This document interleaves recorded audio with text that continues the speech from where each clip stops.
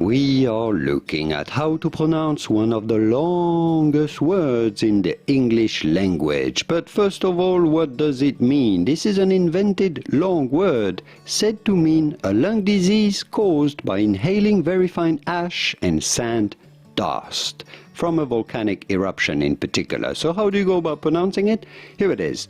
Pneumono-ultramicroscopic silicovolcanoconiosis. It sounds pretty hard and difficult, right? But it's not actually too bad when you break it down into different parts. So let's do just that.